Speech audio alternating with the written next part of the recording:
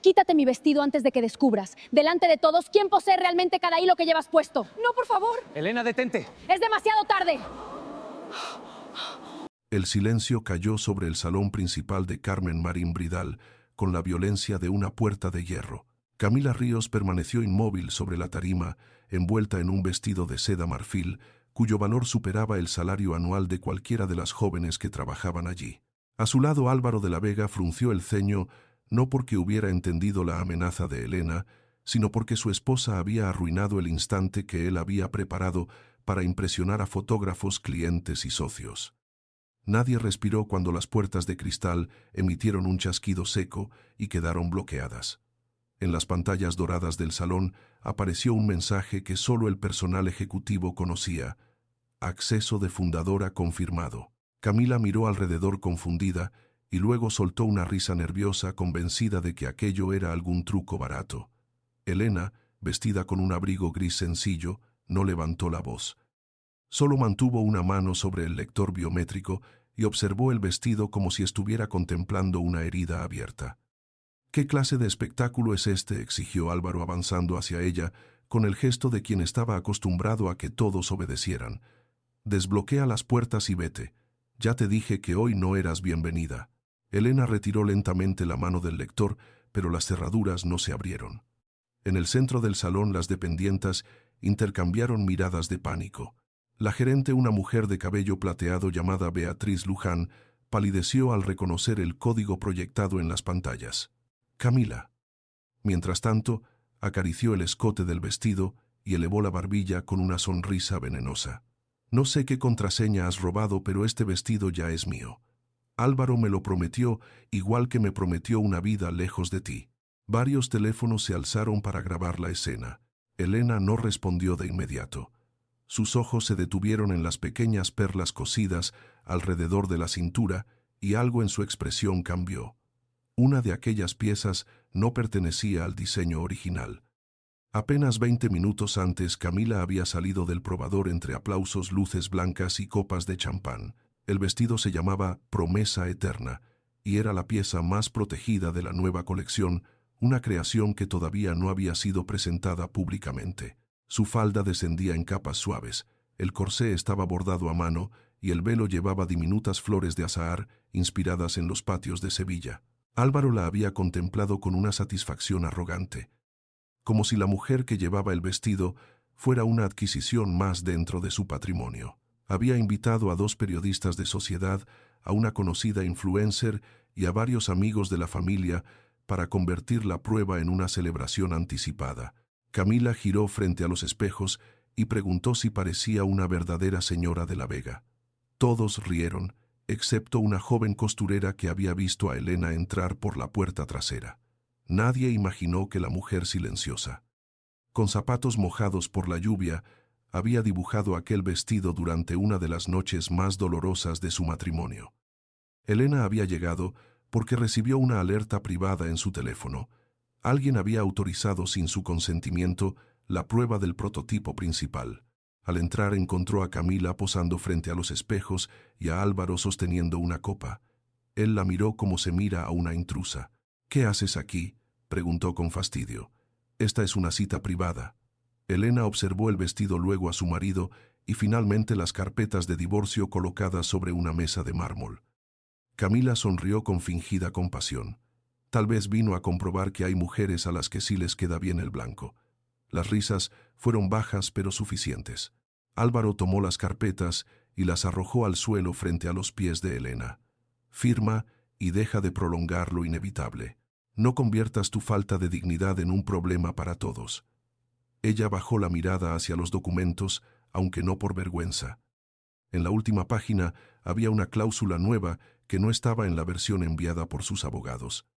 Camila descendió de la tarima y se acercó con cuidado para no arrugar la falda. «Ya que estás aquí puede ser útil», dijo señalando el dobladillo. «Está un poco torcido. Arrodíllate y arréglalo». Beatriz dio un paso adelante horrorizada, pero Álvaro levantó una mano para detenerla. «Hazlo, Elena. Quizá así entiendas que este mundo nunca te perteneció». Aquel comentario provocó un murmullo incómodo. Elena sintió que algo antiguo se quebraba dentro de ella, no por la crueldad de Camila, sino porque Álvaro había pronunciado casi las mismas palabras que su padre dijo años atrás sobre Carmen Marín, la madre de Elena. Sin embargo, ella no protestó.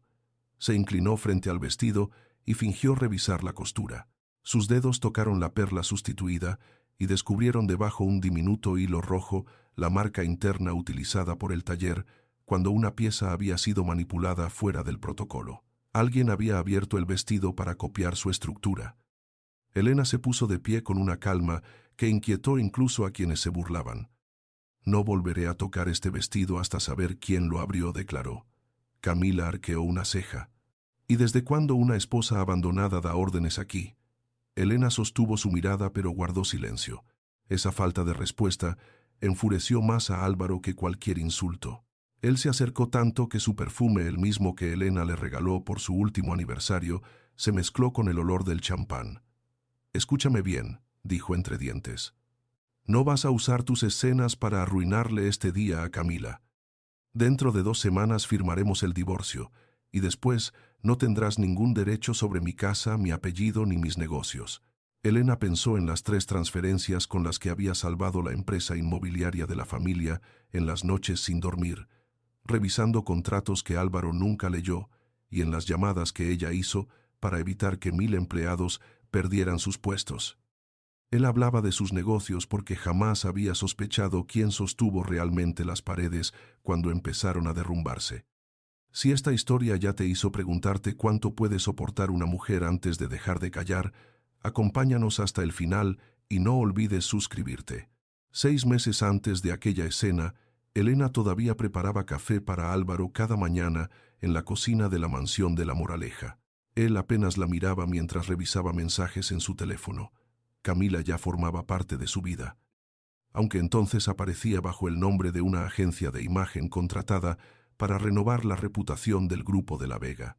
Elena conocía la existencia de la modelo, pero no la naturaleza de la relación. Álvaro salía más temprano, regresaba después de medianoche y se duchaba antes de acostarse. Cuando Elena preguntaba, él respondía que los problemas financieros de la empresa exigían sacrificios. Ella quería creerle porque durante 9 años había convertido la confianza en una forma de disciplina.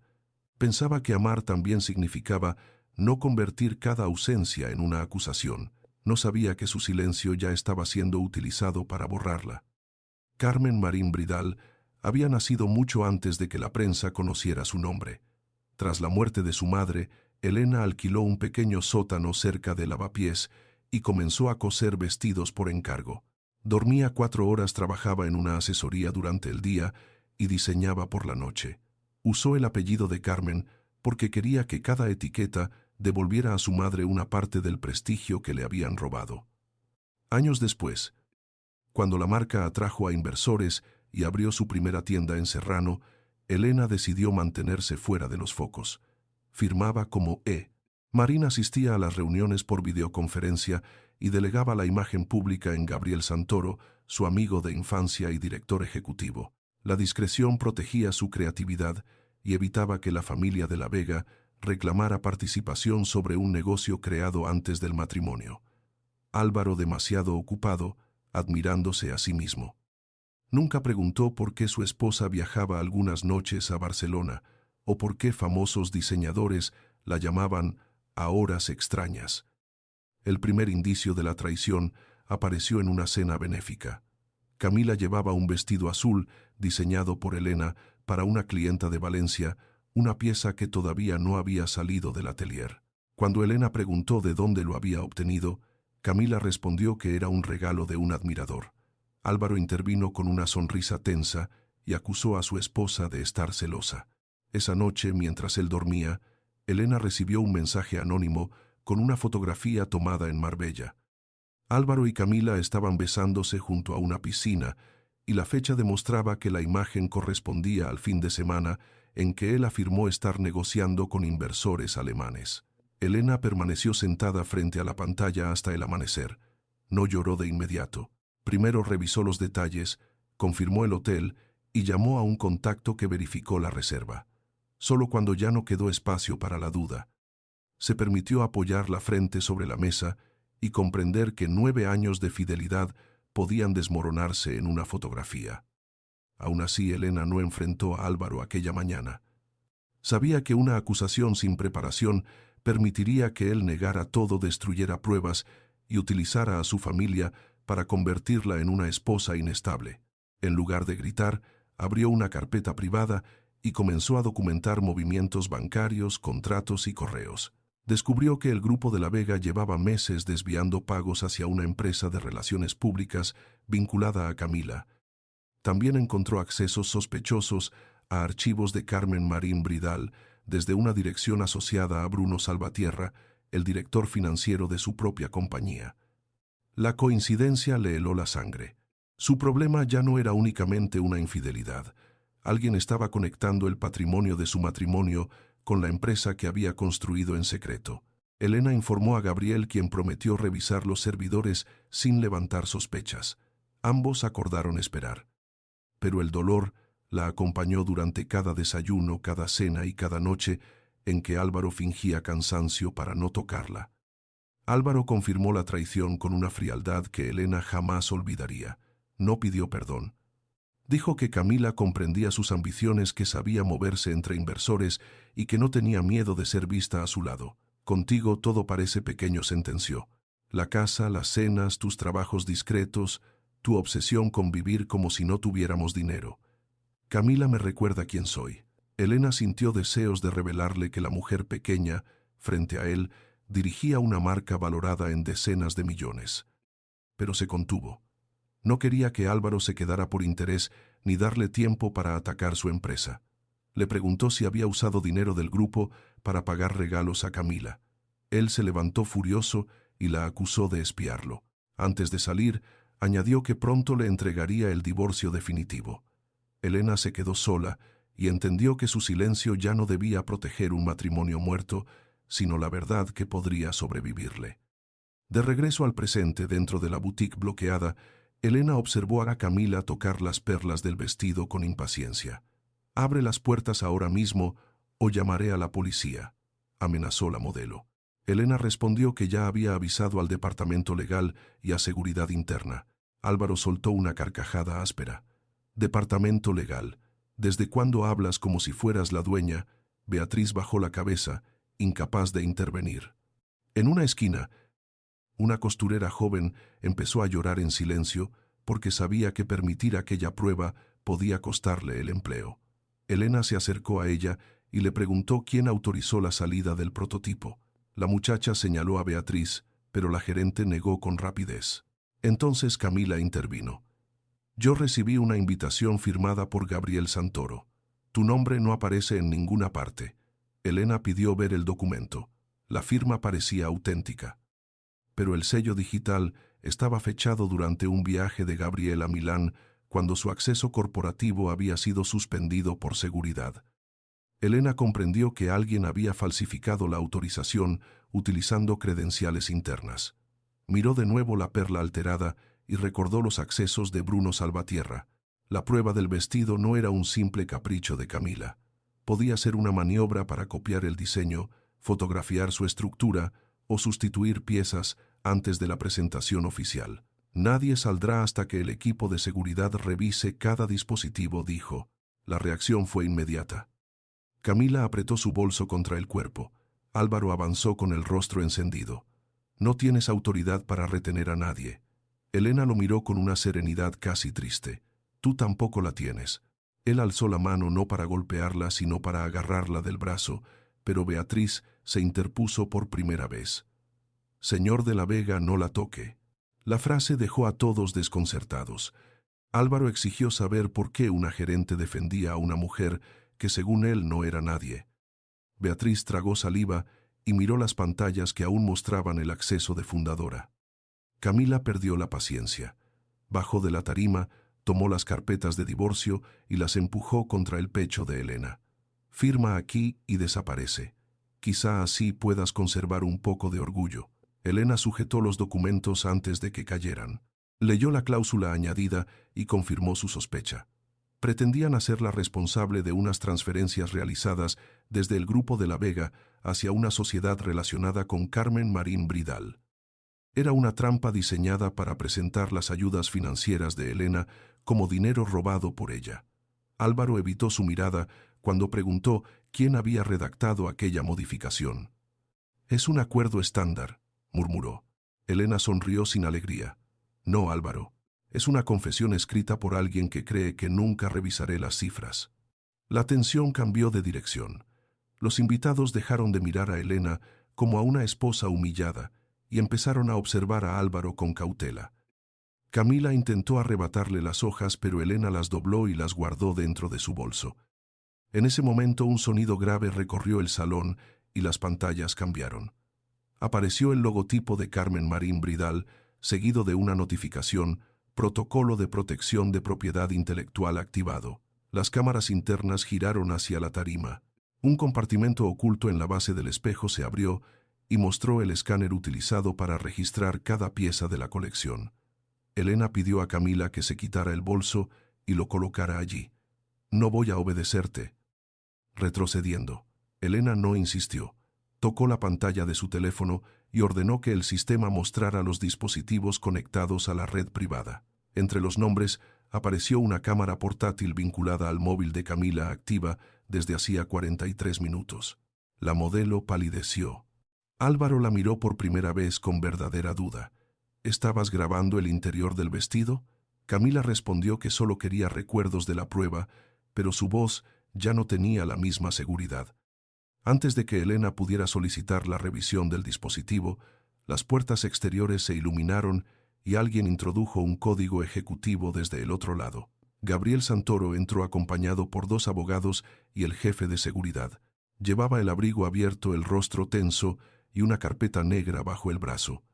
Al ver a Elena, caminó directamente hacia ella, ignorando a Álvaro y a Camila. «Presidenta Marín», dijo con respeto, «hemos confirmado un acceso ilegal a los archivos del prototipo». El salón quedó inmóvil. Álvaro abrió la boca, pero ninguna palabra salió. Camila miró a Elena, después a Gabriel y finalmente la firma dorada bordada en el interior del vestido. Beatriz inclinó la cabeza. Las costureras hicieron lo mismo. Elena no mostró triunfo, solo una tristeza cansada, como si aquel reconocimiento hubiera llegado demasiado tarde para reparar todo lo que acababa de romperse. Gabriel le entregó la carpeta y añadió que la autorización usada por Camila era falsa. Álvaro reaccionó con una risa incrédula. «Esto es absurdo. Elena no puede ser la propietaria. Mi esposa no sabe dirigir una empresa de lujo». La frase provocó una expresión de disgusto en Gabriel. Su esposa fundó esta casa hace 11 años, señor de la Vega. La convirtió en una de las marcas nupciales más valiosas del país y mantuvo su identidad en privado por decisión propia. Álvaro miró a Elena como si acabara de descubrir que la mujer frente a él era una desconocida. Camila, en cambio, comprendió antes que nadie el peligro.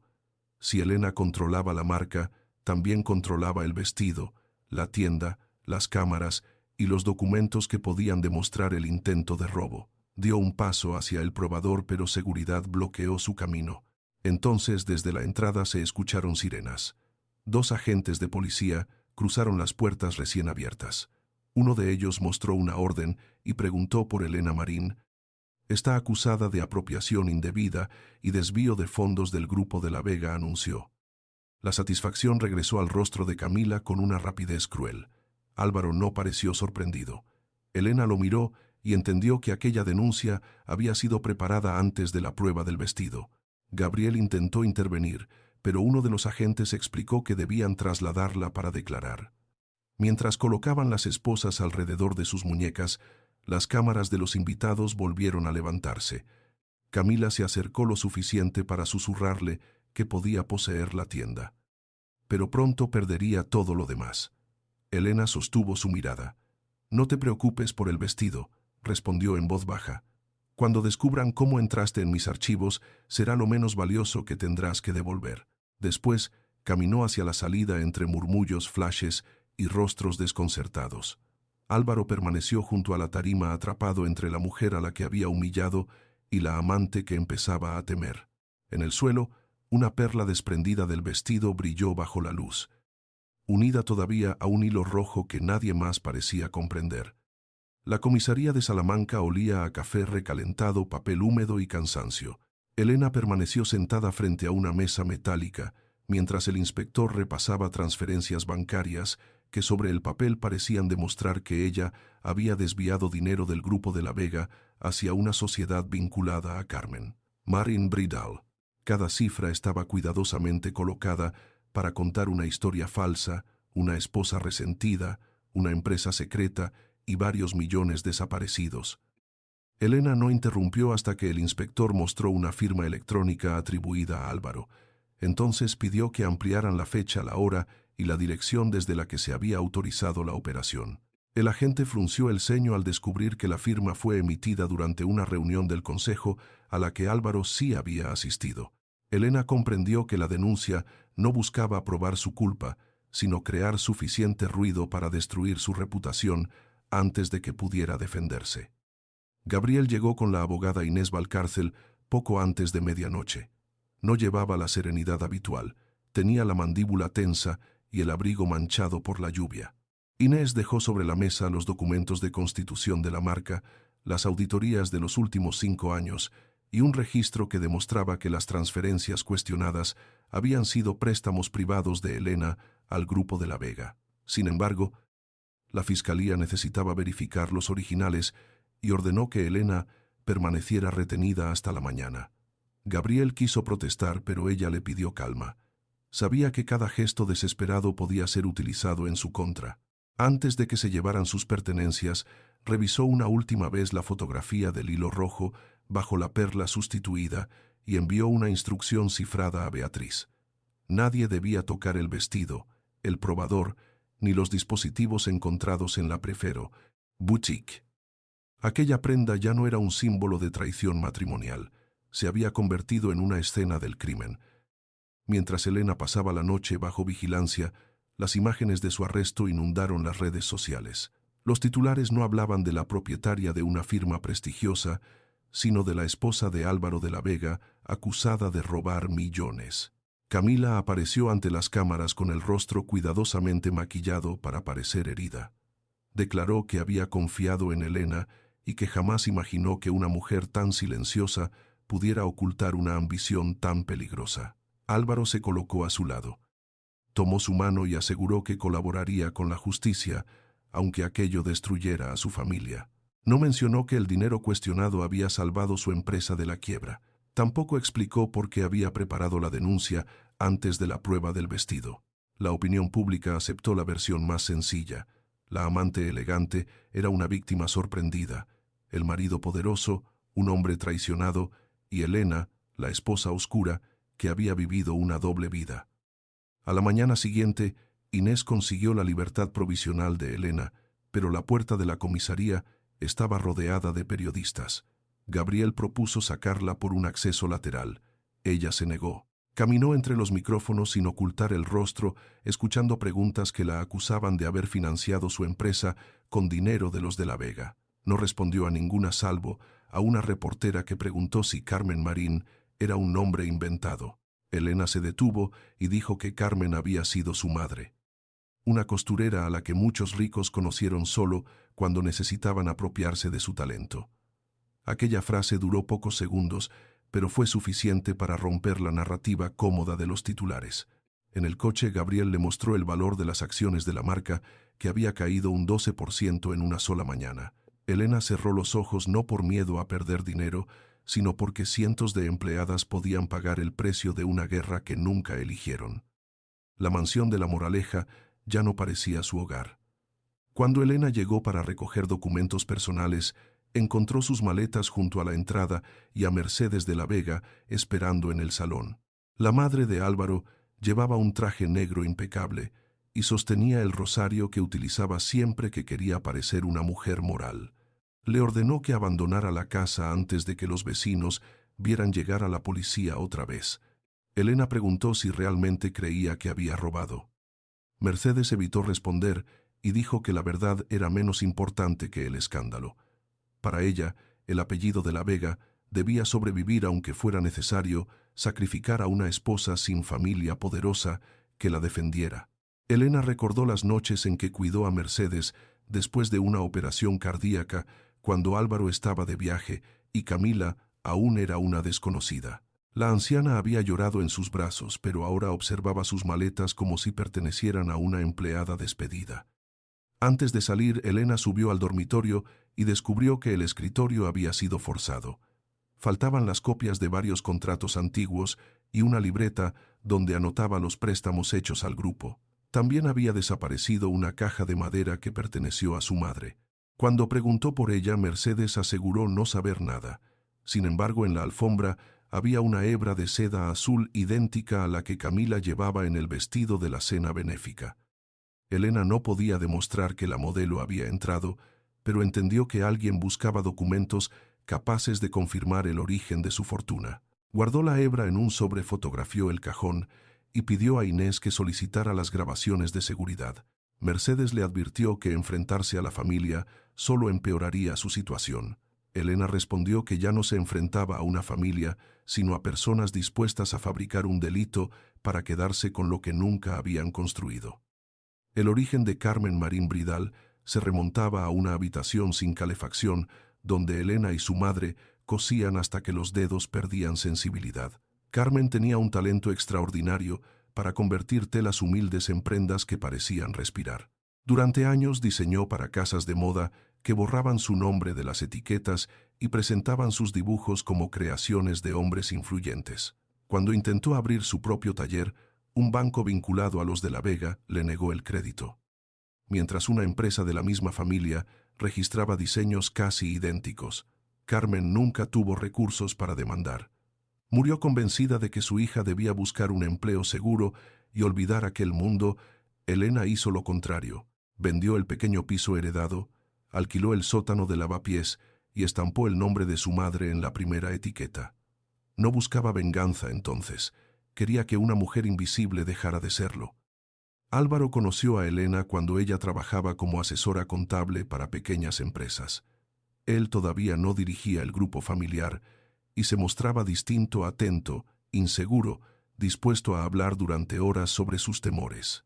Le dijo que admiraba a las personas capaces de crear algo desde cero. Elena se enamoró de aquella vulnerabilidad y no percibió cuándo empezó a convertirse en ambición.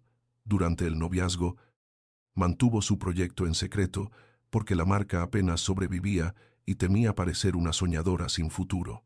Después de casarse, cuando Carmen Marín Bridal empezó a crecer, la familia de Álvaro ya había demostrado su desprecio por cualquier negocio que no llevara su apellido. Mercedes llamaba costurera a Elena, incluso cuando sabía que ella asesoraba inversiones. Cada burla reforzó su decisión de separar ambos mundos. Gabriel aparecía públicamente como director, mientras Elena controlaba diseños, contratos y estrategia desde una oficina discreta a nombre de una sociedad creada antes del matrimonio. La discreción que durante años protegió a Elena ahora alimentaba las sospechas. Algunos miembros del consejo de Carmen Marín Bridal se preguntaban por qué la fundadora había ocultado su matrimonio con un empresario investigado por irregularidades. Bruno Salvatierra aprovechó la confusión. Convocó una reunión extraordinaria y sugirió suspender temporalmente a Elena para defender la imagen de la marca. Gabriel se opuso, pero Bruno presentó informes alarmantes sobre la caída de ventas y afirmó que varios inversores exigían una dirección menos emocional. Elena asistió por videoconferencia desde el pequeño apartamento que Inés le había prestado. Escuchó cómo un hombre contratado por ella utilizaba el escándalo para cuestionar su liderazgo. Cuando Bruno terminó, Elena preguntó por qué su usuario había accedido a los archivos de Promesa Eterna durante 4 madrugadas consecutivas. Por primera vez, él perdió el control de su expresión. Negó los accesos y culpó a un fallo informático, pero Gabriel ya había solicitado una auditoría externa. Camila también empezó a moverse con mayor audacia. Convenció a Álvaro de que la existencia de la marca demostraba que Elena había planeado abandonarlo desde el principio. Según ella, ninguna esposa honesta escondía una empresa millonaria. Álvaro aceptó esa explicación porque le permitía transformar su propia infidelidad en una respuesta a una traición anterior. Durante una cena en un restaurante privado, Camila le mostró una valoración preliminar de Carmen Marín Bridal y afirmó que la compañía podía adquirirse si las acciones seguían cayendo. Le habló de crear una nueva línea nupcial bajo el apellido de La Vega, convertirla a ella en imagen internacional y presentar a Álvaro como el empresario que rescató una firma destruida por su fundadora corrupta. Él preguntó de dónde había obtenido aquella información. Camila sonrió.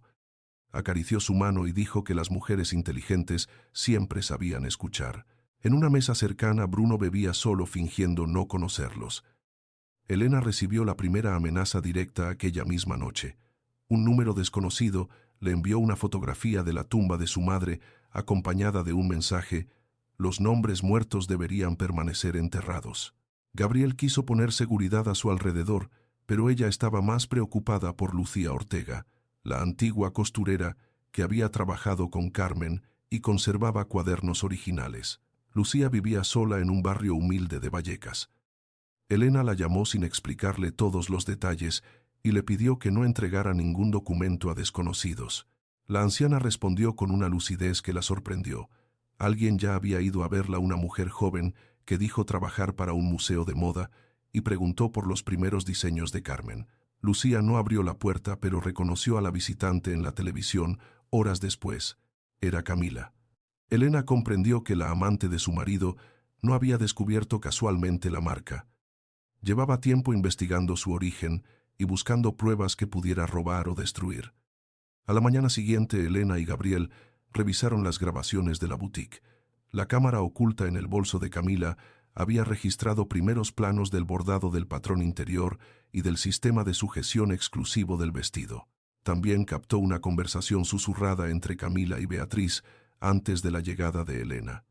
La gerente parecía nerviosa y repetía que aquello no estaba autorizado. Camila le respondió que Bruno había prometido protegerla si obedecía. Beatriz confesó entonces que el director financiero amenazó con despedir a varias costureras si impedía la prueba. No había participado por ambición, sino por miedo. Elena decidió no denunciarla y le pidió que colaborara con la auditoría. Gabriel no estuvo de acuerdo. Pensaba que la debilidad también podía destruir una empresa. Elena respondió que castigar a una trabajadora aterrorizada mientras el verdadero responsable seguía libre sería repetir la misma injusticia que había hundido a su madre. Aún herida, se negaba a gobernar mediante el miedo. La investigación reveló algo todavía más grave. Las fotografías extraídas del bolso de Camila se habían enviado automáticamente a un servidor externo registrado a nombre de una empresa pantalla en Lisboa. Inés descubrió que dicha sociedad había sido creada por un despacho que también trabajaba para el grupo de La Vega. Álvaro aseguró no conocerla, pero su firma aparecía en una autorización financiera emitida 3 meses antes. Elena quiso creer que él había firmado sin leer como tantas veces. Pero incluso la negligencia tenía consecuencias. Cuando lo llamó para pedir una explicación, Álvaro respondió con desprecio. «Deja de fingir que eres la víctima», dijo mientras Camila escuchaba a su lado. «Si tu empresa existe gracias a nuestro dinero, terminará regresando a nuestra familia». Elena sintió una calma helada. Le recordó que cada euro invertido procedía de beneficios generados antes de que él supiera siquiera pronunciar el nombre de la marca. Álvaro colgó, pero Camila había oído suficiente para comprender que Elena poseía documentación independiente. Esa tarde Mercedes convocó a Elena en el despacho de un notario. Sobre la mesa la esperaba una nueva propuesta de divorcio. A cambio de retirar la denuncia penal, la familia exigía que Elena renunciara a cualquier reclamación sobre la mansión, las acciones del grupo y los préstamos concedidos durante el matrimonio. Además, debía guardar silencio sobre la relación entre Álvaro y Camila y declarar públicamente que Carmen Marín Bridal había recibido inversiones de los de La Vega. Elena leyó cada página mientras Mercedes hablaba de prudencia, honor y oportunidades para empezar de nuevo. Cuando terminó, preguntó quién había redactado el acuerdo. La respuesta fue un abogado externo recomendado por Bruno Salvatierra. Elena cerró la carpeta. Entendió que Bruno no actuaba solo desde dentro de su empresa. Estaba coordinando la estrategia financiera del divorcio para apropiarse de la marca. Se levantó sin firmar y advirtió a Mercedes que retirar una denuncia falsa no era un favor, sino el mínimo intento de evitar una acusación por coacción. Mercedes perdió la máscara de serenidad. Acusó a Elena de haber engañado a todos durante años y le preguntó qué clase de esposa escondía una fortuna a su marido. Elena contestó que la misma clase de esposa que descubrió que cada vez que aportaba dinero, la familia lo llamaba sacrificio conyugal, pero cada vez que protegía algo propio, lo llamaban traición. Le recordó que los préstamos salvaron hoteles, terrenos y salarios cuando ningún banco confiaba en Álvaro. Mercedes conocía aquellas crisis. Aunque siempre creyó que un inversor anónimo había intervenido por respeto al apellido. Al saber que el dinero procedía de Elena, su rostro cambió apenas un instante. No mostró gratitud, sino miedo. Si la verdad salía a la luz, el mito de la autosuficiencia de los de la Vega se derrumbaría. Elena salió del despacho, comprendiendo que Mercedes preferiría destruirla antes que reconocer públicamente que la mujer despreciada había sostenido a toda la familia. En el taller central, la auditoría encontró copias incompletas de 12 diseños inéditos y una orden de producción preparada para una fábrica en Portugal. El archivo llevaba el nombre de una colección llamada Nueva Promesa y utilizaba variaciones mínimas de los patrones de Elena. Bruno afirmó que se trataba de un proyecto preventivo, pero no pudo explicar por qué Camila figuraba como embajadora exclusiva, ni por qué una sociedad relacionada con Álvaro tendría derecho a comprar la línea después del lanzamiento. Gabriel quiso despedirlo de inmediato.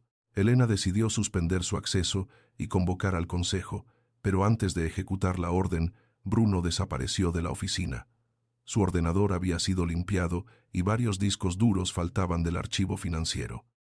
En el cajón dejó únicamente una fotografía antigua de Carmen Marín frente a un hombre joven.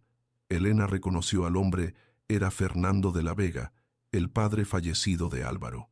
Detrás de la fotografía, alguien había escrito: «Tu madre también aceptó vender». Elena llevó la imagen a Lucía, pero la anciana se negó a explicar de inmediato qué relación había existido entre Carmen y Fernando. Sus manos comenzaron a temblar al ver el rostro del hombre. Solo dijo que algunas verdades no habían sido ocultadas por vergüenza, sino para proteger a Elena cuando todavía era una niña. Antes de que pudiera preguntar más, Lucía miró por la ventana y vio un automóvil negro detenido frente al edificio. 2 hombres permanecían dentro observando la entrada. Gabriel pidió a la anciana que preparara una bolsa y los acompañara a un lugar seguro. Lucía aceptó, pero insistió en llevar consigo un viejo costurero de cuero. Elena notó que lo sostenía contra el pecho con más cuidado que sus documentos personales. Cuando preguntó qué había dentro, la mujer respondió que era lo único que Carmen logró salvar la noche en que los de la Vega vaciaron su taller. Mientras trasladaban a Lucía, Beatriz llamó desde la boutique. Camila había regresado acompañada por Álvaro y 2 abogados alegando que el vestido, promesa eterna, era un regalo adquirido antes de la suspensión de la prueba. Exigían retirarlo como propiedad personal. Elena ordenó que nadie abriera la cámara de conservación donde estaba guardado. Minutos después, el sistema registró un intento de acceso mediante el código suspendido de Bruno. Seguridad cerró el edificio y encontró a Camila junto al panel con el teléfono encendido dentro del bolso. Álvaro exigió que la dejaran marchar y acusó a Elena de utilizar la empresa para humillarlos. Beatriz, recordando las amenazas que había soportado, activó la grabación ambiental. Camila aseguró que solo quería recuperar sus pertenencias, pero al revisar su dispositivo apareció una conversación reciente con Bruno. En ella, ambos hablaban de reducir el valor de la marca antes de que Álvaro pudiera comprarla con dinero del grupo. La grabación contenía una frase que hizo palidecer incluso a Álvaro. Camila le había dicho a Bruno que una vez controlada Carmen Marín Bridal, ya no necesitaría seguir fingiendo amor por un hombre endeudado que se creía poderoso. Durante unos segundos, Álvaro observó a su amante como si estuviera frente a una desconocida. Camila reaccionó con lágrimas inmediatas y afirmó que el audio había sido manipulado por Elena. Le recordó que su esposa había ocultado una fortuna durante años y que ahora podía falsificar cualquier prueba para separarlos. Álvaro dudó. La herida de su orgullo luchó contra el miedo de aceptar que ambas mujeres lo habían visto siempre con mayor claridad de la que él se veía a sí mismo. Finalmente, eligió la mentira más cómoda. Rodeó a Camila con un brazo y declaró delante de seguridad que cualquier grabación obtenida allí sería denunciada como ilegal. Elena lo contempló sin sorpresa. Él acababa de escuchar que su amante planeaba utilizarlo y aún así prefería protegerla antes que reconocer su error. Pocas horas después, Bruno convocó a varios accionistas desde un lugar desconocido y logró aprobar una solicitud para suspender temporalmente las facultades ejecutivas de Elena mientras continuara la investigación penal. Gabriel conservaba la dirección operativa, pero no podía autorizar grandes movimientos sin el consejo. Camila celebró la decisión, publicando una fotografía antigua con el vestido y un mensaje sobre las mujeres que no temían reclamar el futuro que merecían. Elena no respondió.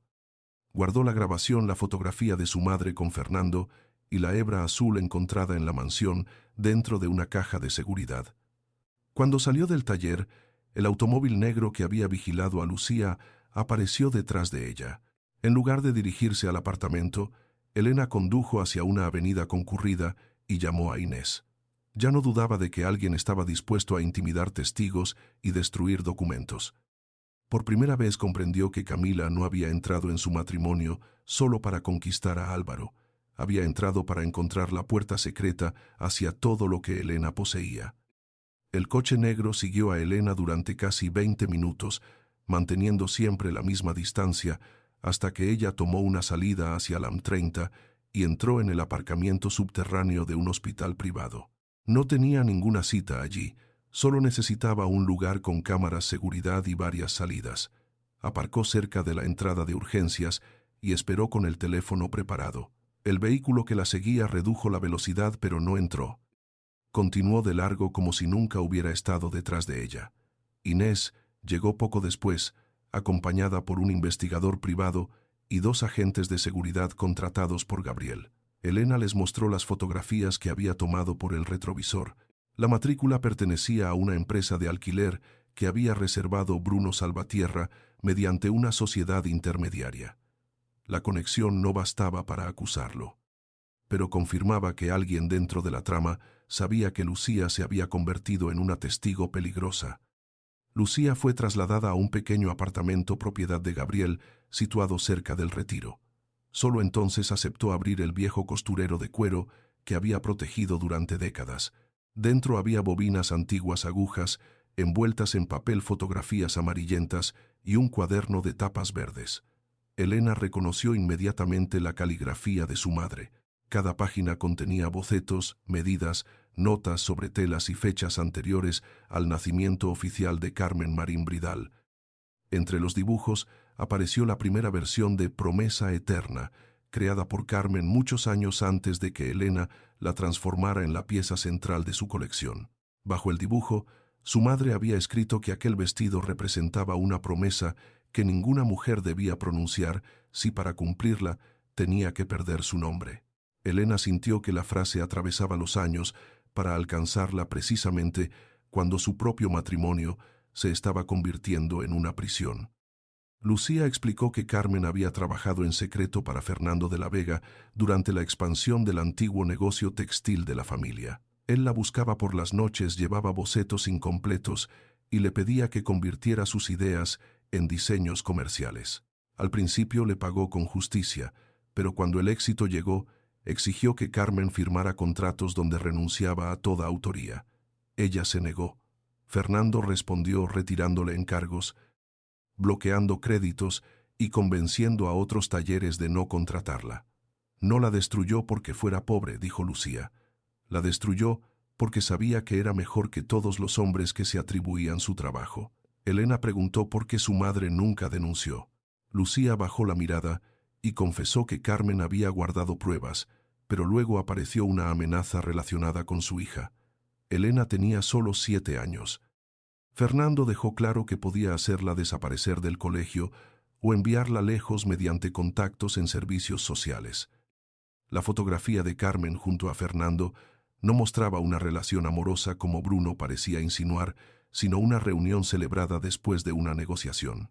Lucía conservaba una segunda imagen tomada minutos después, donde Fernando sostenía un contrato y Carmen aparecía llorando.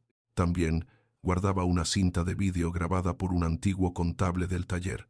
Aquel hombre, temiendo que los de la Vega negaran lo ocurrido, había filmado parte de la conversación desde una oficina contigua. La cinta no podía reproducirse con equipos modernos, pero Inés prometió enviarla a un laboratorio especializado.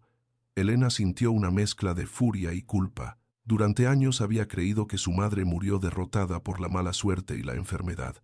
Ahora descubría que su ruina había sido diseñada por la misma familia que después la recibió como una esposa inferior. Álvaro quizá no conocía toda la historia, pero había crecido dentro de una fortuna construida también con el talento robado de Carmen.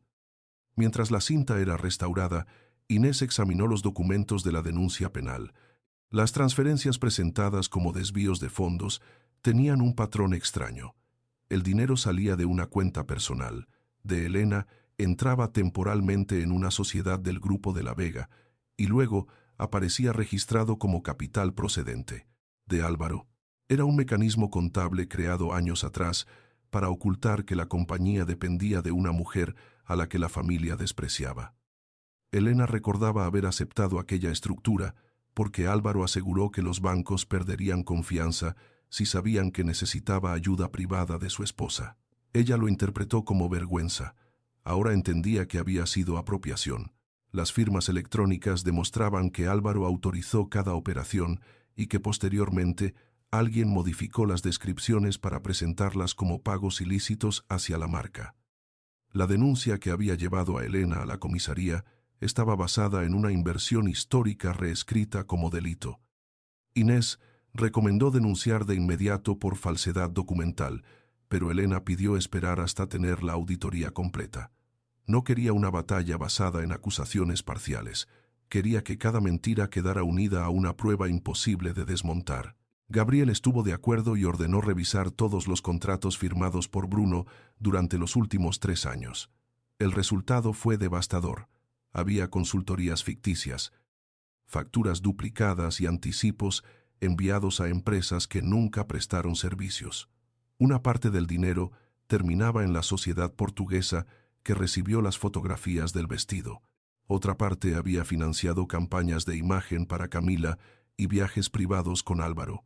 Bruno no solo estaba preparando el robo de los diseños, había usado la empresa de Elena para sostener la relación que destruyó su matrimonio. La traición dejó de parecerle sentimental.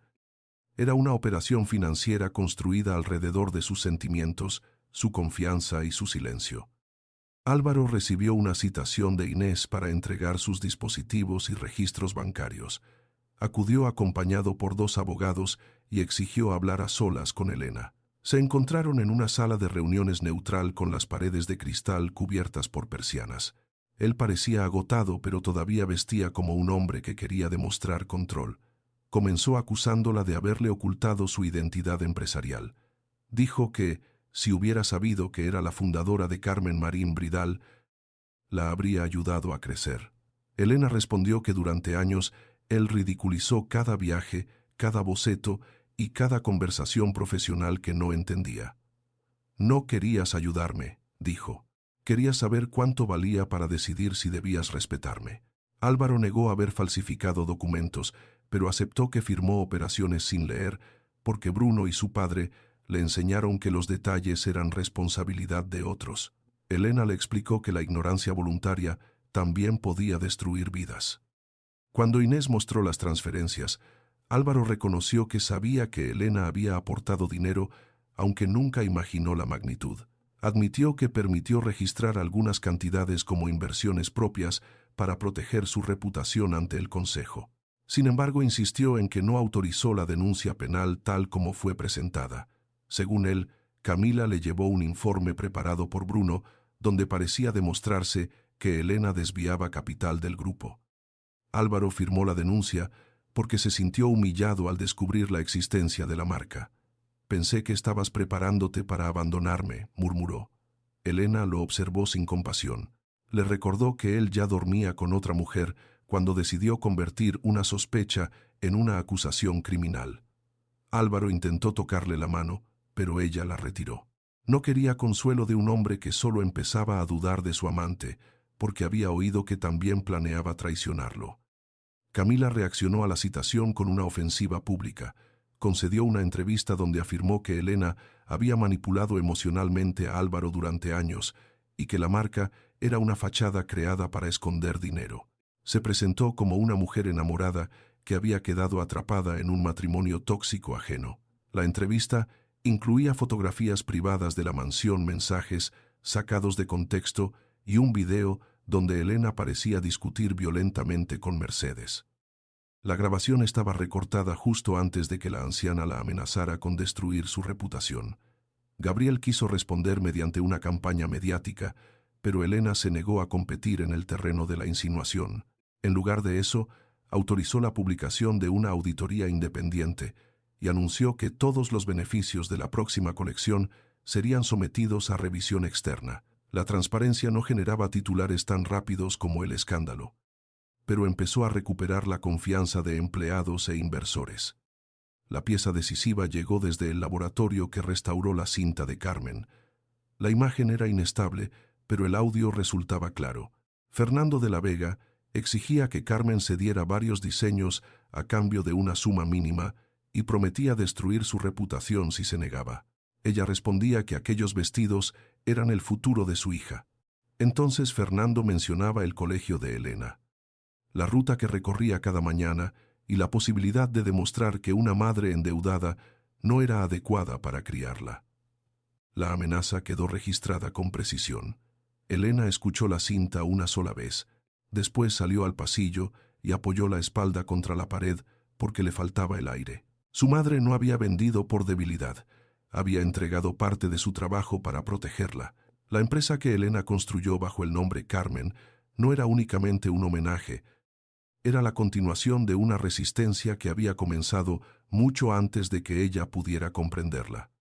Lucía reveló que existía un contrato original distinto al que Fernando registró públicamente. Carmen había añadido una cláusula manuscrita donde declaraba que cualquier explotación futura de sus diseños debía beneficiar a Elena.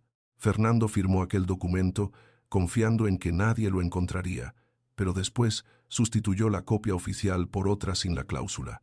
El original se encontraba escondido dentro del costurero, bajo un doble fondo que Lucía no se había atrevido a abrir hasta entonces. Inés examinó la tinta, los sellos y las firmas.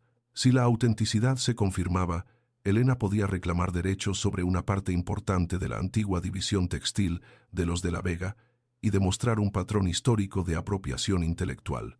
Sin embargo, el documento también podía provocar una guerra judicial capaz de arrastrar a trabajadores y accionistas inocentes. Elena decidió utilizarlo no para destruir, sino para obligar a la familia a reconocer públicamente lo que había hecho.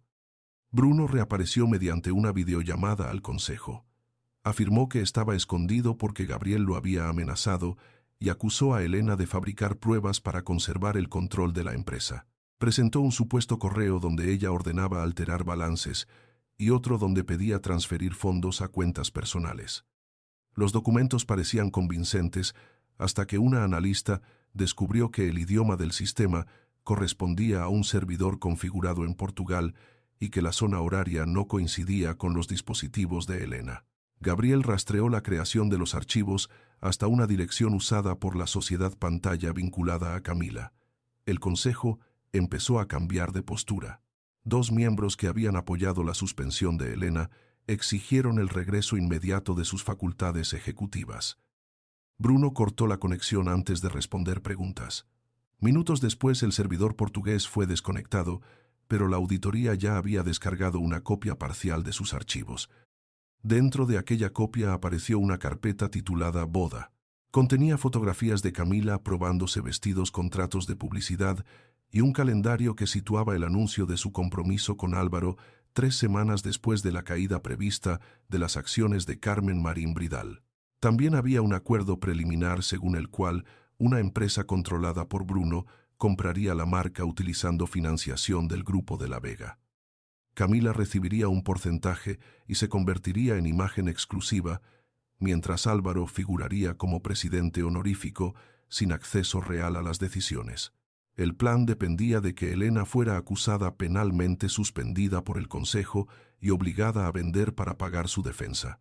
No se trataba de un impulso romántico.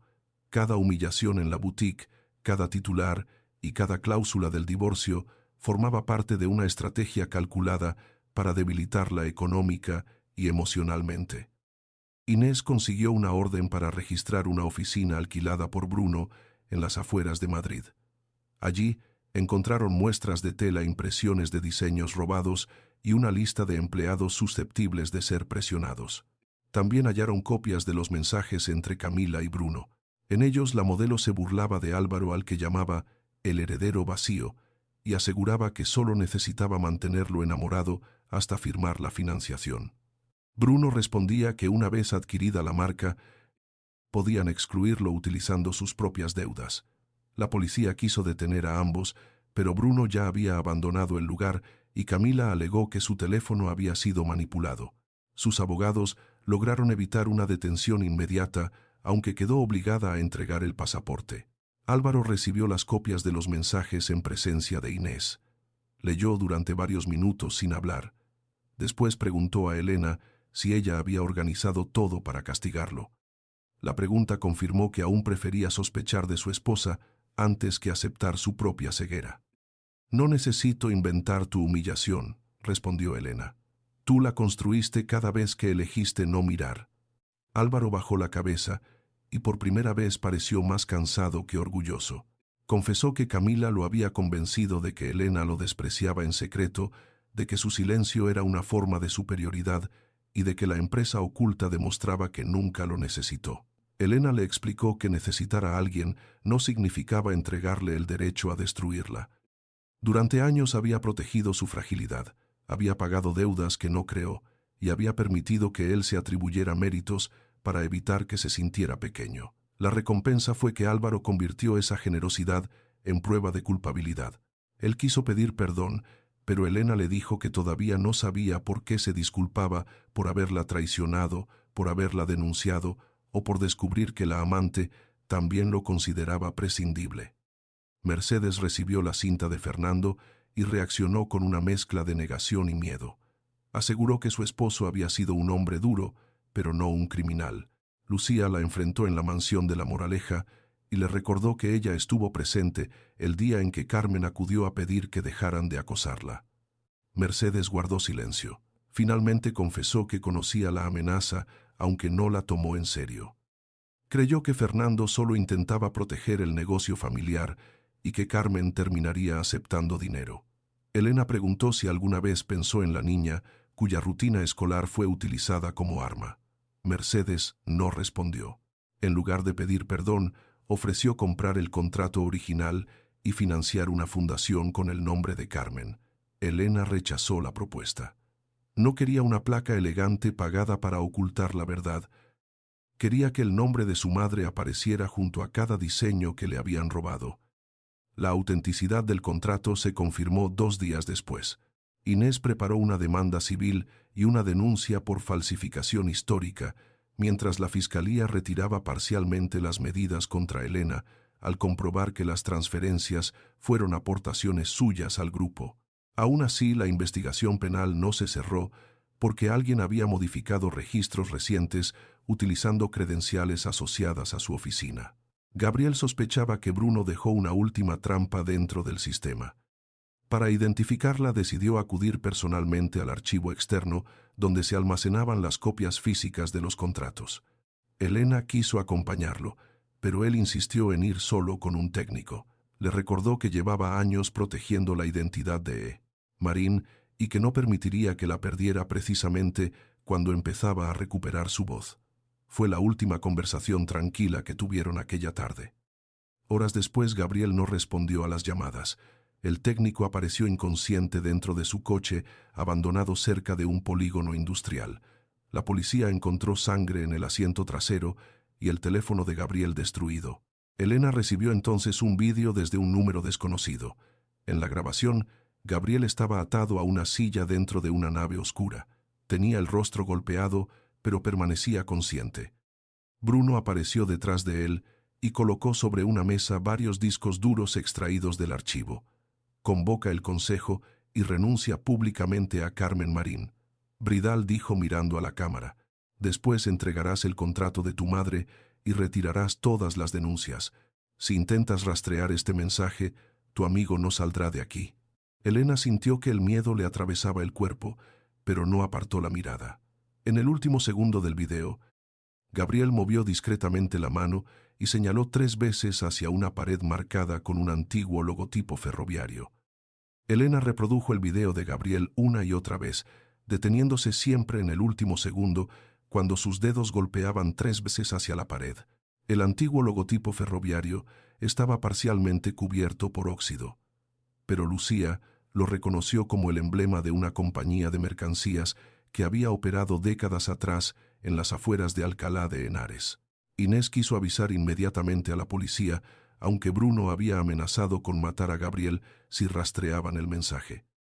Elena observó la sombra que cruzaba el suelo de la nave y comprendió que el video no había sido grabado en directo. El ángulo de la luz y el sonido distante de un tren correspondían a una grabación anterior al anochecer. Bruno pretendía que ella creyera que todavía controlaba cada minuto.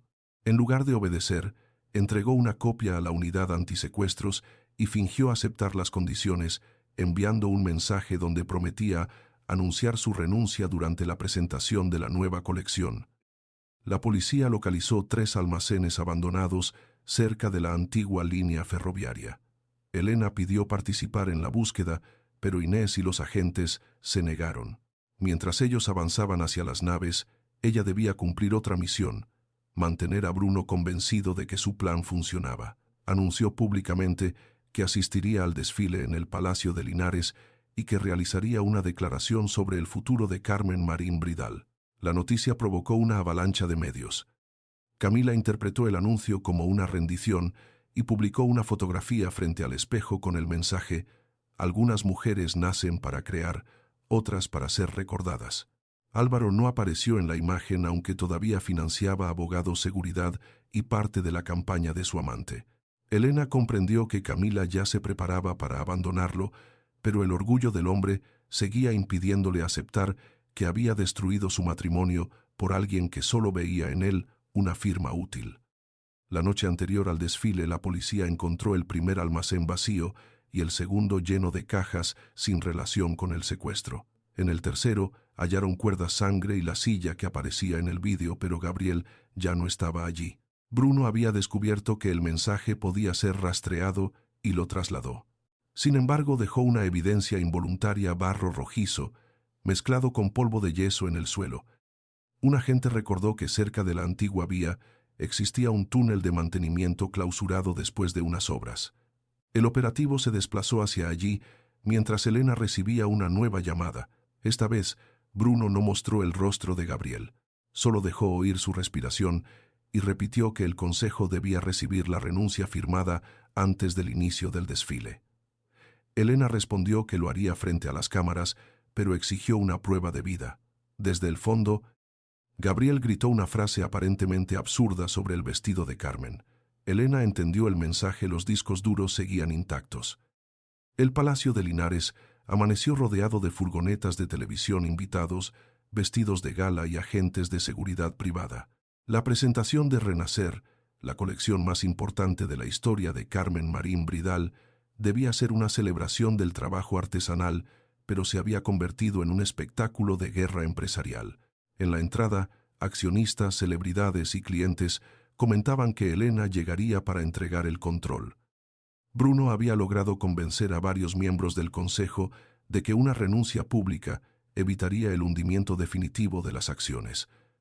Camila, por su parte, había exigido cerrar el desfile con promesa eterna.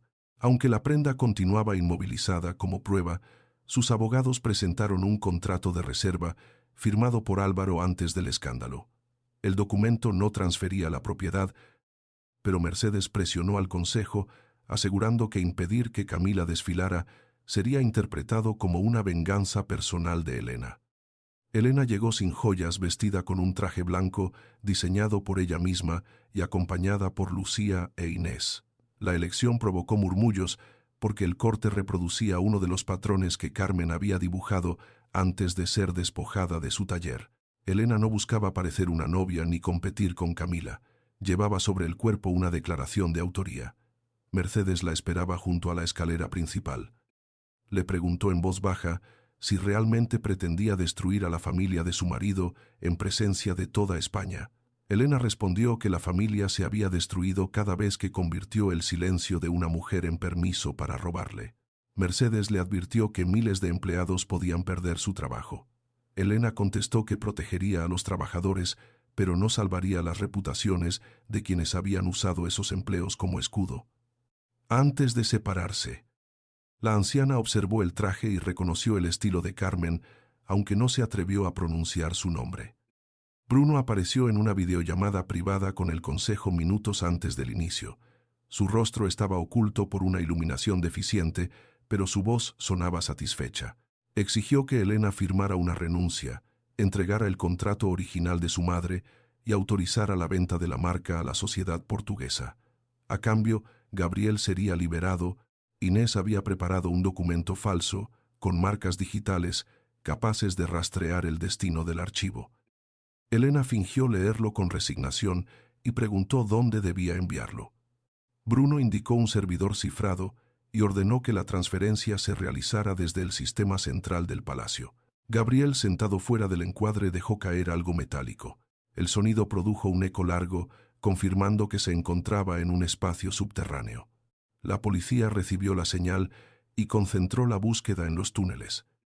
Elena pulsó enviar, mientras sentía que estaba apostando la vida de su amigo contra la arrogancia de un hombre convencido de haber previsto todos sus movimientos. Cuando el archivo llegó al servidor, el equipo de Inés identificó una conexión móvil situada cerca de una cantera abandonada varios kilómetros al este de la antigua vía. La policía se dirigió hacia allí. Bruno, creyéndose protegido, ordenó a un cómplice destruir los servidores secundarios de Carmen Marín Bridal. Casi al mismo tiempo, las pantallas del desfile se apagaron y el sistema de sonido quedó bloqueado. Un mensaje interno anunció que todos los archivos de propiedad, contratos y registros de diseño habían sido eliminados. El caos se extendió entre los técnicos. Algunos accionistas acusaron a Elena de haber provocado el fallo para impedir la votación sobre su destitución. Ella permaneció serena porque Gabriel había creado copias externas antes de desaparecer y porque Lucía llevaba consigo el costurero de Carmen. Bruno podía destruir bases de datos modernas, pero no podía borrar el papel, la tinta, ni las manos que recordaban quién había dibujado cada línea. Camila aprovechó la confusión para aparecer ante los periodistas con promesa eterna. Había conseguido que una empleada asustada abriera la cámara de conservación utilizando una orden firmada por uno de los consejeros. El vestido brillaba bajo las lámparas del palacio y su velo descendía por la escalera como una bandera de victoria. Álvaro caminaba junto a ella, aunque su expresión no mostraba felicidad. Había leído los mensajes donde Camila lo llamaba heredero vacío, pero seguía aferrado a la idea de que Elena los había manipulado. Camila se detuvo frente a las cámaras y declaró que la moda debía sobrevivir a los conflictos personales. Dijo que aquel vestido representaba una nueva etapa para la marca y que pronto Carmen Marín Bridal tendría una dirección capaz de mirar hacia el futuro. Elena observó la perla sustituida en la cintura y comprendió que la prueba del robo seguía cosida frente a todos. Mercedes subió al escenario antes de que Elena pudiera intervenir. Con voz solemne, presentó a su nuera como una mujer que había traicionado la confianza de dos familias. Afirmó que Elena escondió su fortuna, utilizó el matrimonio para acceder a contactos y después intentó culpar a los de la Vega de sus propios errores. La sala respondió con un silencio incómodo. Camila sonrió desde el centro de la pasarela. Álvaro mantuvo la mirada baja. Mercedes continuó diciendo que su familia estaba dispuesta a perdonar a Elena si aceptaba retirarse sin causar más daño. Entonces, Lucía avanzó lentamente entre las primeras filas y preguntó si también estaban dispuestos a perdonar a Carmen Marín por haber sido amenazada, empobrecida y despojada de sus diseños. Mercedes perdió el color. Las cámaras giraron hacia la anciana costurera que sostenía el viejo costurero como si fuera una caja de testimonios. Elena subió al escenario y pidió que proyectaran la cinta restaurada de su madre. Los técnicos explicaron que el sistema estaba destruido, pero Inés conectó un dispositivo independiente a las pantallas de prensa. La imagen granulada de Fernando de la Vega apareció sobre la pared principal. Su voz llenó el palacio mientras amenazaba con utilizar el colegio de Elena para obligar a Carmen a firmar. Nadie habló durante la grabación. Álvaro miró a Mercedes, esperando que negara lo evidente. Ella cerró los ojos. Lucía mostró el contrato original y explicó cómo Fernando había sustituido la copia registrada. Después, abrió el doble fondo del costurero y sacó bocetos fechados, facturas y fotografías que demostraban que buena parte de la antigua colección de los de la Vega procedía del trabajo de Carmen. El apellido, que durante décadas había funcionado como símbolo de prestigio, quedó unido ante cientos de testigos a una historia de apropiación y amenazas. Camila trató de desviar la atención, acusando a Elena de utilizar un conflicto antiguo para ocultar el supuesto desvío de fondos. Inés respondió proyectando la auditoría independiente. Cada transferencia señalada en la denuncia aparecía acompañada por su origen real, cuentas personales de Elena y beneficios de Carmen Marín Bridal, enviados para salvar hoteles, promociones inmobiliarias y salarios del Grupo de la Vega. La pantalla mostró también las modificaciones posteriores realizadas con credenciales de Bruno. Álvaro observó cómo las cifras desmontaban el relato que había repetido ante la prensa. No era el marido que había financiado en secreto a su esposa, era el empresario cuya compañía había sobrevivido gracias a la mujer que luego denunció. Varios accionistas del grupo comenzaron a abandonar sus asientos para llamar a sus abogados. Mercedes miró a Elena con una mezcla de vergüenza y miedo. Entendiendo que la fortuna familiar dependía de la misma persona a la que acababa de humillar públicamente. En la cantera abandonada, la policía encontró la entrada de un túnel sellada con tablones. Dentro, 2 hombres vigilaban a Gabriel junto a los discos duros robados. Al escuchar a los agentes, uno huyó por una galería secundaria y el otro intentó quemar los archivos con gasolina. Gabriel logró lanzar la silla contra él, derribándolo antes de que encendiera el combustible. Bruno observaba la operación mediante una cámara portátil desde un coche situado a varios kilómetros. Cuando comprendió que había perdido el control, llamó a Camila. El teléfono de la modelo vibró dentro del bolso mientras Elena mostraba al público los mensajes recuperados del servidor portugués.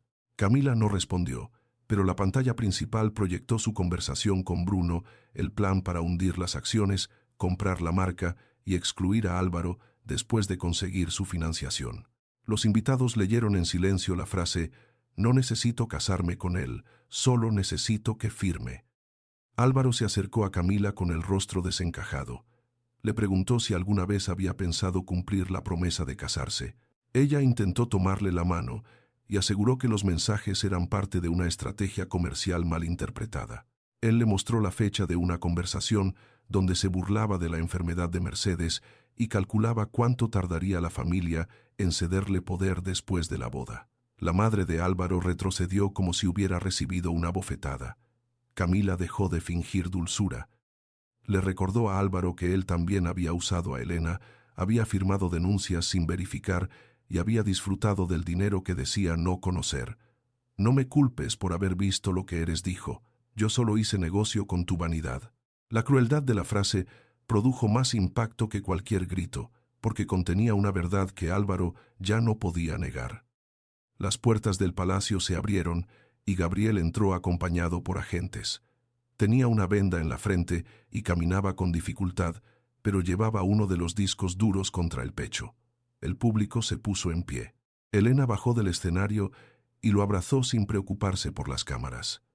Gabriel le susurró que los archivos estaban completos y que Bruno había dejado un registro de cada pago realizado a Camila.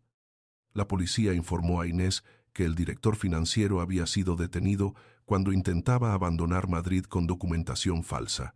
Uno de los agentes se acercó a Camila y le pidió que entregara su teléfono y permaneciera disponible para declarar. Ella protestó alegando que era una invitada y que no existía ninguna orden contra ella. Entonces, Gabriel mostró una grabación donde Camila autorizaba el traslado del secuestrado y pedía que lo asustaran hasta que Elena firmara.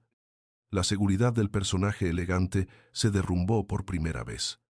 Elena regresó al escenario y anunció que en virtud del Protocolo de Protección de Propiedad Intelectual retiraba inmediatamente cualquier autorización de uso sobre Promesa Eterna.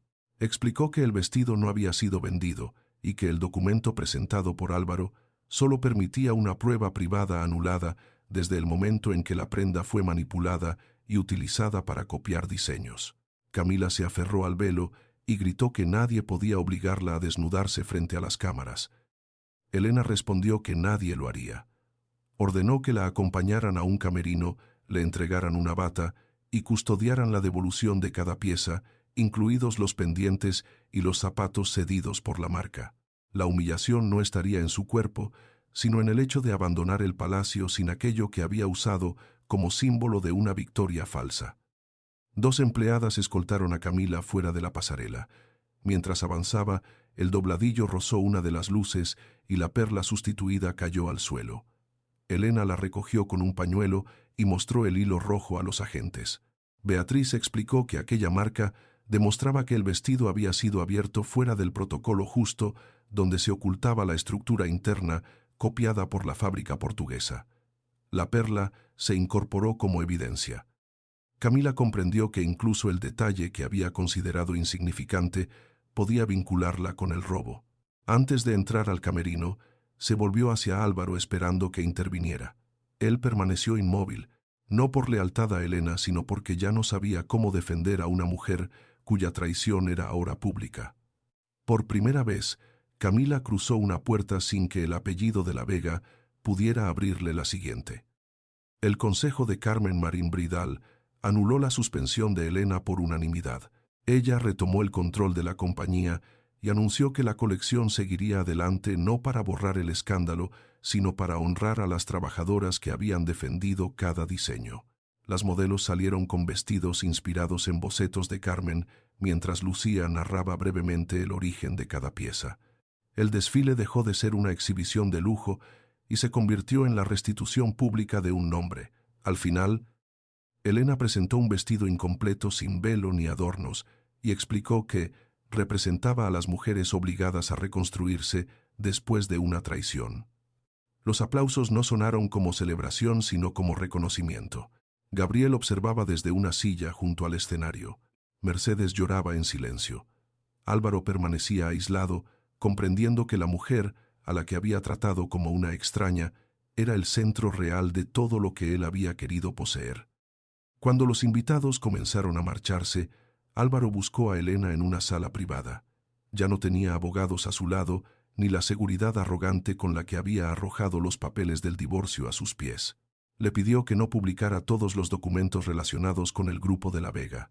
Dijo que el mercado podía reaccionar con pánico, que los bancos retirarían líneas de crédito y que miles de familias dependían de la empresa. Elena respondió que protegería a los trabajadores, pero permitiría que la justicia investigara cada falsificación. Álvaro preguntó si existía alguna posibilidad de salvar el matrimonio. Ella abrió su bolso y sacó la misma carpeta que él había lanzado al suelo en la boutique. Había eliminado las cláusulas fraudulentas, incorporado el reconocimiento de sus préstamos y firmado la última página. Colocó los documentos sobre la mesa, esta vez sin arrojarlos.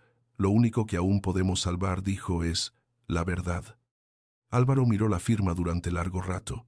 Confesó que había confundido el amor de Elena con obediencia, porque nunca creyó que ella pudiera marcharse. Pensó que sus cuidados, su discreción y sus aportaciones eran obligaciones naturales de una esposa. Elena escuchó sin interrumpir, pero no permitió que el arrepentimiento tardío transformara la responsabilidad en tragedia romántica. Le explicó que él no la había perdido el día en que eligió a Camila, sino cada vez que necesitó verla pequeña para sentirse importante. Álvaro tomó la pluma aunque su mano temblaba. Antes de firmar, preguntó qué ocurriría con la casa, las acciones y las deudas. Elena respondió que los tribunales decidirían lo material, pero que ella ya había decidido quién era. Él estampó su nombre al final del acuerdo.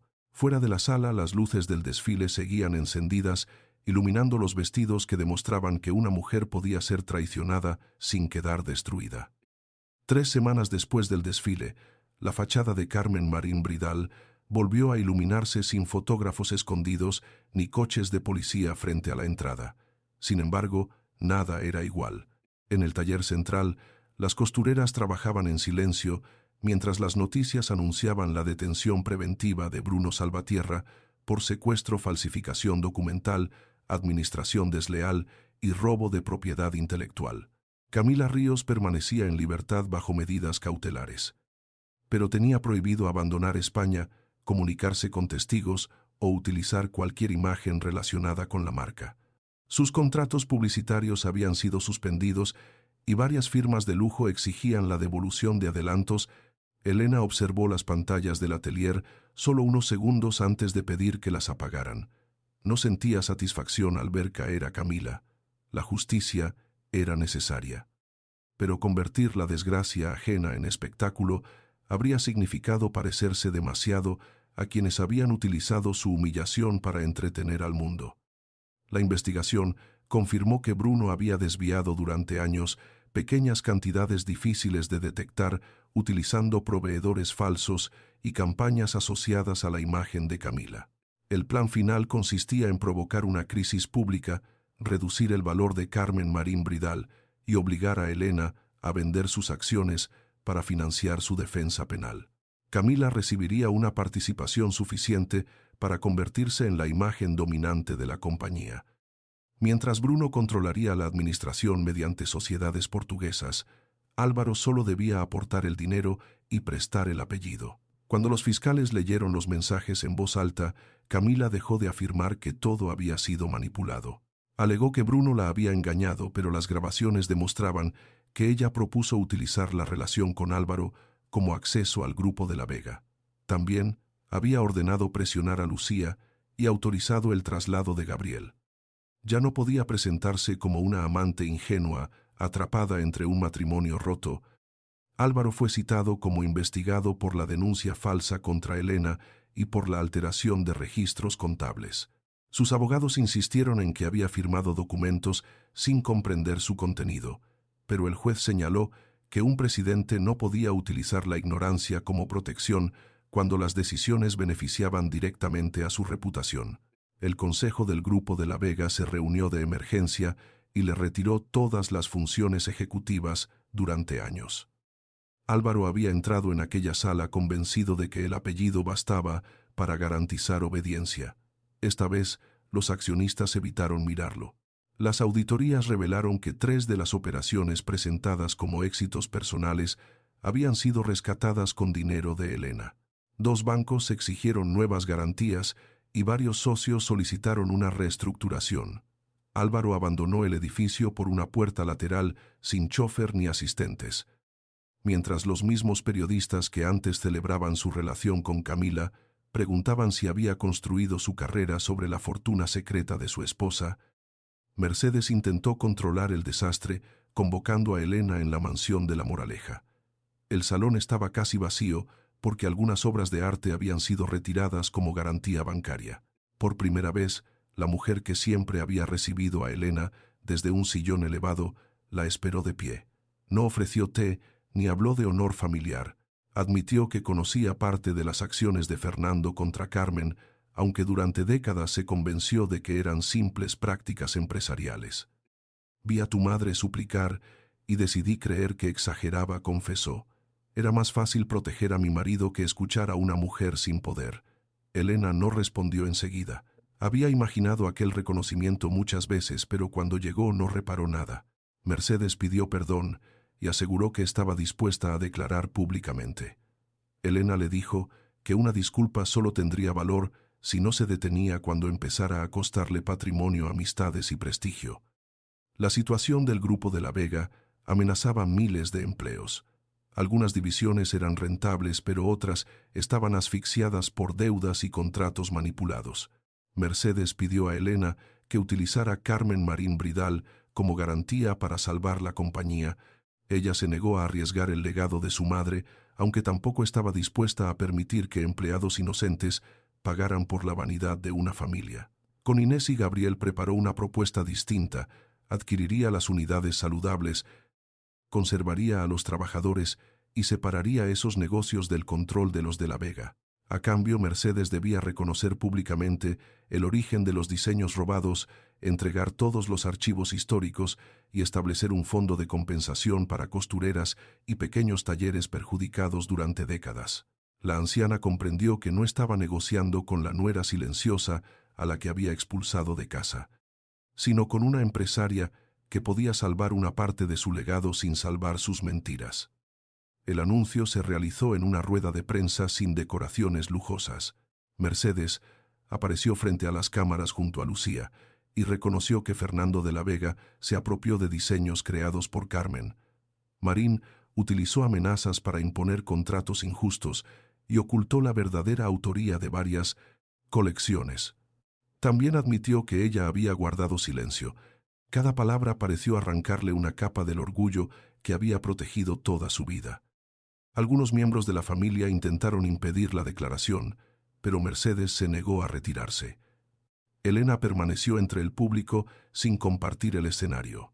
No quería que el reconocimiento pareciera una victoria personal sobre una anciana derrotada. Cuando un periodista preguntó si perdonaba a los de la Vega, respondió que el perdón era una decisión íntima, pero la reparación debía ser pública. Aquel día, el nombre Carmen Marín apareció por primera vez en periódicos que años atrás habían elogiado sus diseños bajo firmas ajenas. La separación legal de Elena y Álvaro se completó poco después. El acuerdo reconocía los préstamos realizados por ella, eliminaba las cláusulas fraudulentas y establecía que ninguna de las partes podía utilizar la vida privada de la otra con fines comerciales. Álvaro renunció a cualquier derecho sobre Carmen Marín Bridal y aceptó colaborar con la investigación. Cuando salieron del juzgado, él pidió hablar unos minutos sin abogados. Caminaron hasta una plaza cercana donde habían tomado café durante su primer año de matrimonio.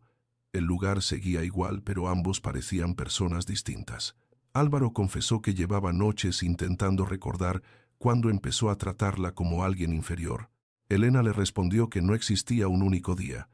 Había sido una suma de gestos pequeños, interrumpirla, ridiculizar sus viajes, aceptar su dinero sin preguntar, permitir que su madre la humillara y creer que su silencio significaba incapacidad para marcharse.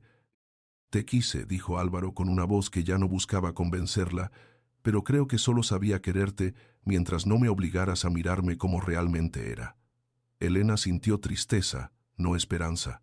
Le explicó que quizá él había amado la seguridad que ella le ofrecía, la admiración que creyó merecer y la certeza de encontrarla siempre en casa. Amar a una persona significaba reconocer su mundo, incluso cuando ese mundo no giraba alrededor de uno mismo.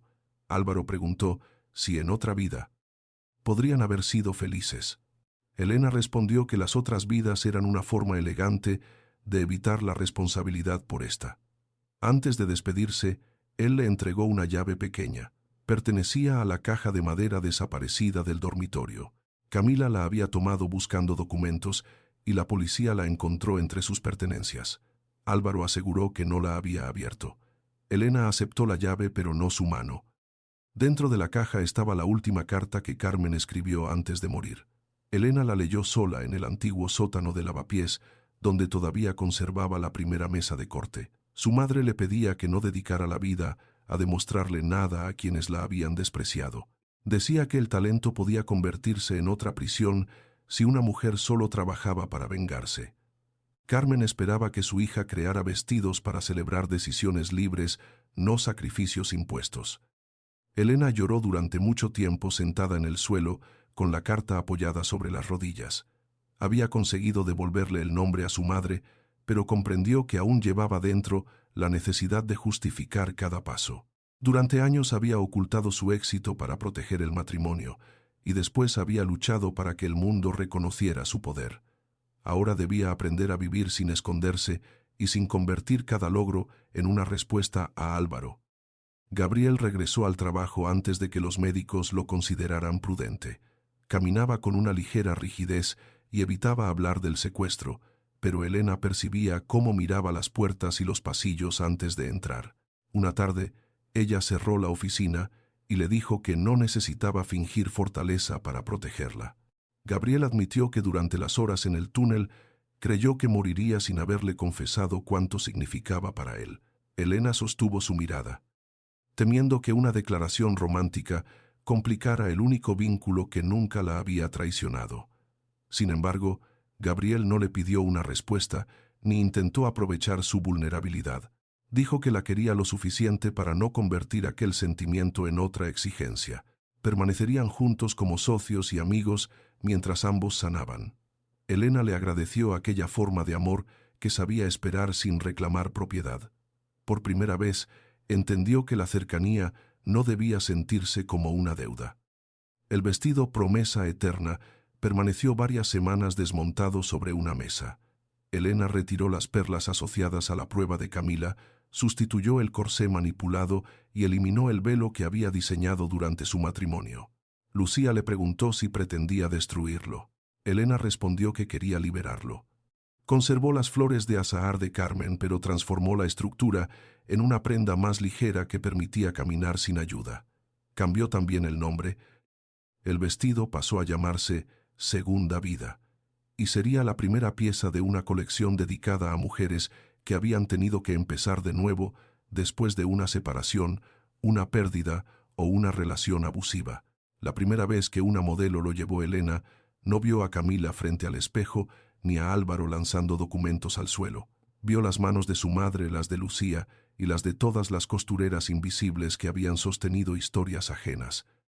Los beneficios de Segunda Vida financiaron una fundación que ofrecía asesoría legal, formación profesional y alojamiento temporal a mujeres sometidas a control económico dentro de sus matrimonios. Elena insistió en que no llevara su nombre sino el de Carmen.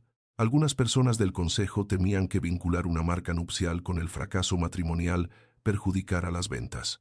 Ella respondió que una boda no debía vender la promesa de soportarlo todo, sino la libertad de elegir a alguien sin perderse a una misma. La campaña mostró a mujeres de distintas edades y orígenes contando qué habían recuperado después de abandonar relaciones destructivas, que una cuenta bancaria propia, estudios interrumpidos, amistades, sueños o simplemente la posibilidad de dormir sin miedo. La colección se convirtió en la más exitosa de la empresa, no por el escándalo, sino porque muchas clientas reconocieron en aquellos vestidos una verdad que la industria rara vez se atrevía a nombrar. Camila afrontó el juicio varios meses después. Su defensa intentó presentarla como víctima de Bruno, pero Beatriz, Lucía, Gabriel y varios empleados declararon sobre sus amenazas, grabaciones y accesos ilegales. Álvaro también testificó. Reconoció que Camila lo manipuló, aunque admitió que esa manipulación funcionó porque él deseaba creer todo lo que alimentaba su orgullo. La confesión no lo liberó de responsabilidad, pero impidió que convirtiera nuevamente a una mujer en explicación de sus decisiones. Camila fue condenada por colaboración en el robo de propiedad intelectual, coacciones, falsificación y participación en el secuestro de Gabriel. Bruno recibió una pena mayor como organizador de la trama.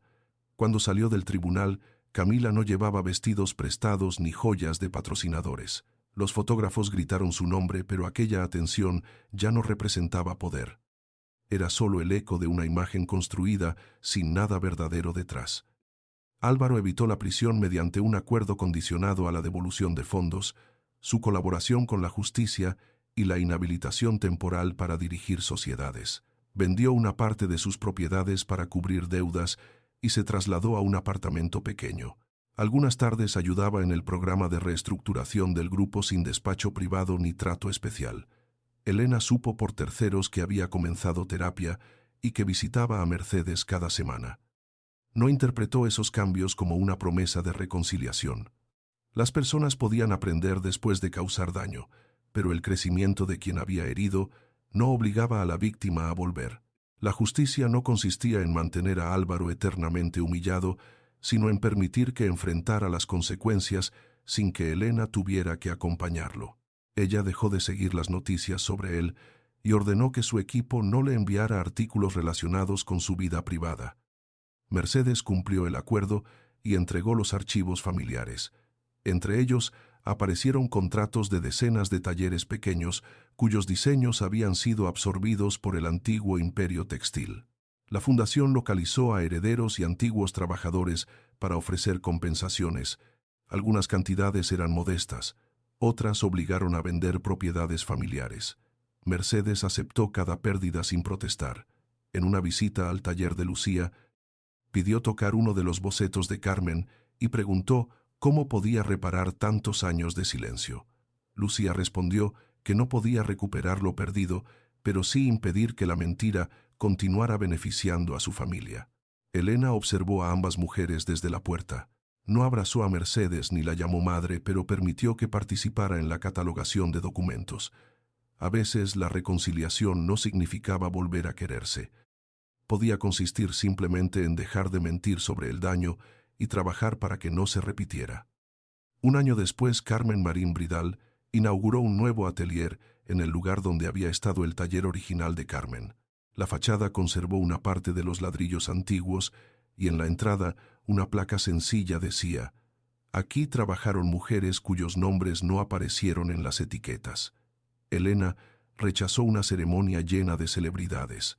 Invitó a costureras, empleados, clientas de la fundación y estudiantes de diseño. Gabriel estuvo a su lado sin tomarle la mano ni alejarse demasiado. Entre ellos había crecido una ternura tranquila todavía sin promesas. Elena había aprendido que no necesitaba decidir rápidamente qué nombre darle a cada sentimiento. Después de tantos años viviendo según las expectativas de otros, permitirse avanzar despacio era una forma de libertad. Gabriel parecía comprenderlo y nunca le preguntaba cuándo estaría preparada. Se limitaba a estar presente con una paciencia que no exigía recompensa. La primera clienta del nuevo atelier fue Sara, una auxiliar de enfermería que había abandonado un matrimonio violento con su hija de 5 años. No podía pagar un vestido de la colección, pero la fundación había seleccionado su historia para el programa de bodas solidarias.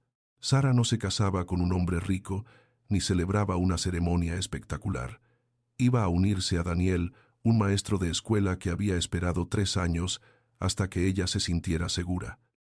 Cuando salió del probador con una versión sencilla de Segunda Vida, su hija corrió hacia ella y abrazó la falda. Sara comenzó a llorar porque nunca había imaginado que alguien pudiera diseñar algo hermoso para una mujer con cicatrices, deudas y miedo. Elena se arrodilló para ajustar el dobladillo, repitiendo el gesto que Camila había intentado convertir en humillación.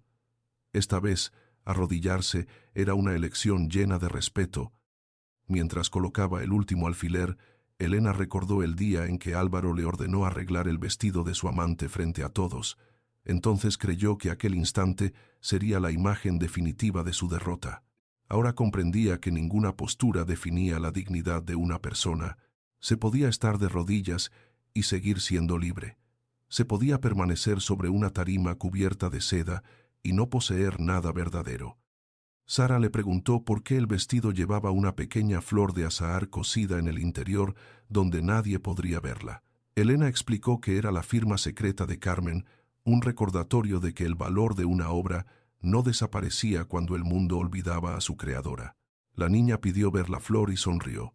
Elena sintió que por fin el nombre de su madre no necesitaba venganza.